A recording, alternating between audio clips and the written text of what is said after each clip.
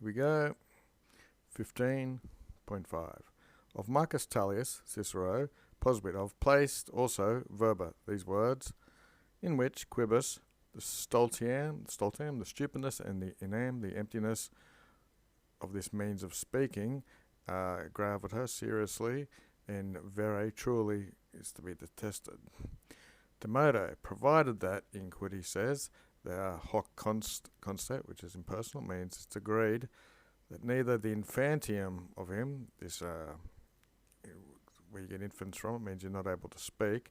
So him who's not able to speak of a rem, a matter which he ignoreth, which he knows, but he's non-quiet, he's not able to explicare, to explain the matter that he knows in speaking, dicendo, the gerund, and nor of him who is in scitiam, those who, of a person who has not the knowledge, to whom the matter, he is non-suppet, he's not sufficient for it, but he's not decent, he's not lacking in words. So there's two types of people. There's one who doesn't know how to speak about it, who knows a subject, and someone who doesn't know it, but he can provide many words to be laudandum, to be praised. Quorum, of which, see if, all tuorum sit optandum, if one of them must be optoed, must be chosen, malim, I prefer, equidem indeed, the indicertam, the one who can't speak properly, I prefer his prudentia, his wisdom, than the loquaciousness of the stultam, of the stupid one. 7.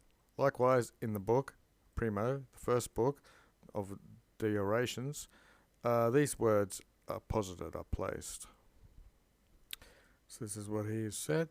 For what, quid enim, is so furiosum, so mad or crazy, than verborum of words, or of optimorum and ornissimum, sonatus. So what is so furious or insane as the sound of words which are optimally picked or most decoratively, but with the inanity, with the emptiness, there's no knowledge of the subject nor scientia. So there's no good reason for it. There's no science behind these very ornate and well-chosen words. So cum primus, so in the first place, or especially, however or moreover, Cato, Cato, was an insectator. He was a follower of this most atrocious type of vitae, faults. So we've got a name to it now. 9. Namque, for in the oration, which in scriptores, which is written in, that if Gellius, the tribune of the plebs, had appelled, had said this to him, he would have said, numquem, never is he silent, whom holds the morbus, the sickness holds of speaking, tamquam, just as if, or like lethargic, vetinosum, comes from vetinosis, it can be a noun or an adjective, just means lethargic, just as he is lethargic of drinking, babende, and of sleeping. So it's probably the noun. And here's the dictionary word. Venosus, adjective, or is a noun, substantive in this page. Sick of, lethargy, indolent and lazy, useless, rotten, etc. Where were we? Quodsi, but if, non-convenitus, if you don't come when he orders it to be called together, this must be a council or something, thus he is so cupidous, he is desirous of an oration of speaking that he conducates. He hires someone, qui asculat, who will listen.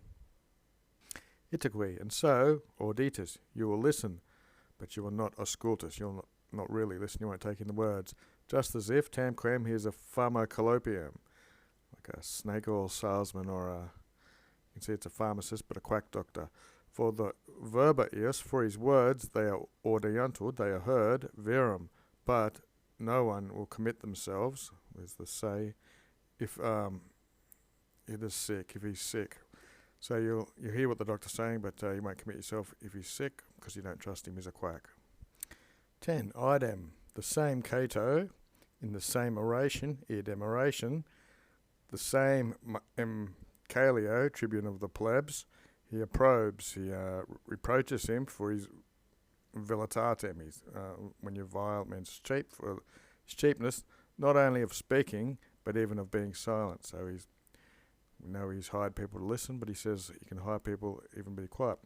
For he says, a frusto, it's a crust, panis of bread, is able to be conducted, to be hired, either that it may be quiet or that it may speak. So, if you can get a crust of bread to speak, that's a bit of a miracle. 11, nequinon, 2 negatives, so you can cancel it out. So it is merito, it's deserved that Homer, one from all these people, he appellated, he called Thersitam, he called him Greek words, amiotrope and akirion, which mean of measured speak, and the second one, a reckless babbler. And the words of him are many and akosema, which is disordered, just as if of the strepitum, of the din, without any measure or limit, sine modo of graculos. These are top of bird, they call them jackdaws, I think. These are similar to Dickett, he says. And a bit more Greek coming up. 12, enumquid. For what else is ecolia? Another Greek word. That's the babbling of those birds. There's a verse also, quoque, of Eupolytus concerning these types of man, which are consignissime, factor says. So they're very apt. Consign is an adverb meaning apt to it or suitable. And we've got another bunch of Greek here. I'll have to look up what that means. It's in chat excellent, unable quite to speak, according to the lobe. And then we have our Salistius, wanting thus that he writes to be imitated.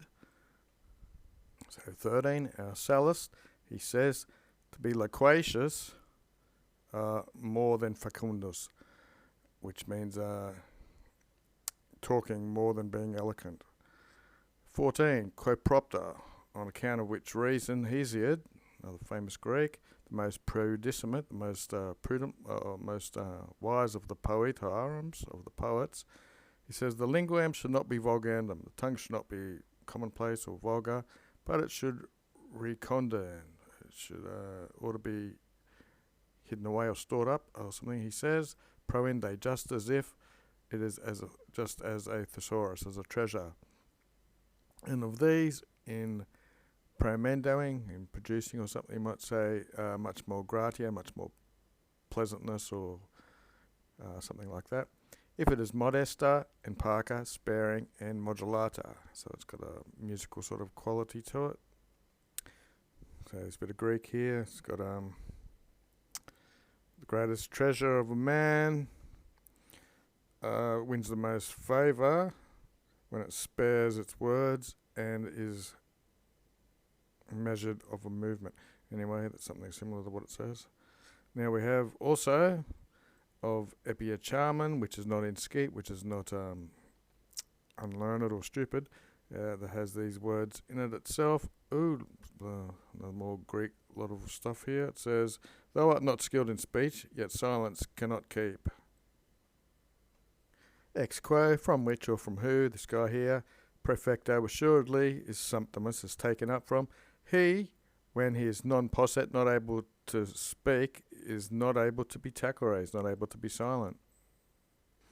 So Flavinus, I've heard him to say the verses of Euripides.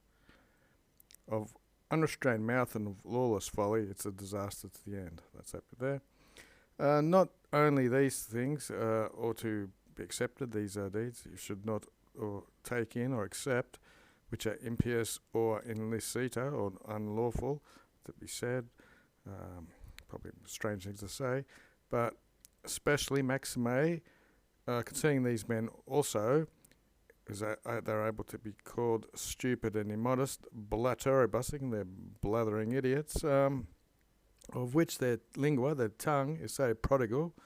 As you know, the prodigal son, he spent all his money. So it's and infrenus means without reins. You know, the reins of a horse is the frenus. So they're using the tongue wastefully and without rein, so that it flows always and estuates. This is like heat seething up or the tide turning, with conluvians. This is like wastewater or floodwaters of most terrible, very foul words, which are the homines genus from the Greeks, which is the Greek type of men, significantissimo in their vocabulary, in their Greek words, assigns or it hints at being,